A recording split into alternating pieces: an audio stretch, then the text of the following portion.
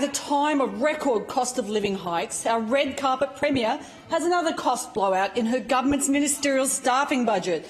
Official government workforce data shows 12 fewer police on the frontline beat under the Palaszczuk government compared to 2 years ago.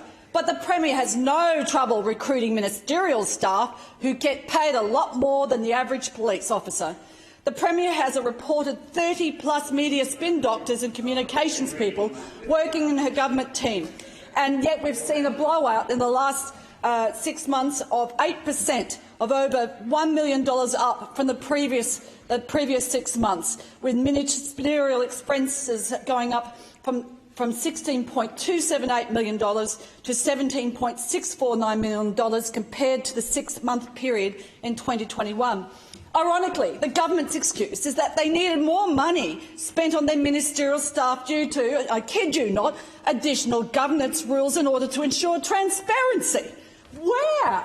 We had a motion in the parliament last night calling for the government's business cases on the Gabba, which has blown out from $1 billion to $2.7 billion, asking for them to release the figures, release the business case.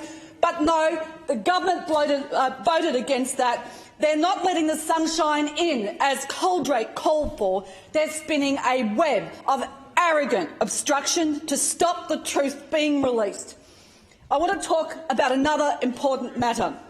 In the midst of soaring costs of living pressures, Unitywater is slugging small and other businesses with a 750% increase in trade waste permit fees, with mum and dad businesses warning they will have to cut staff and some may not survive.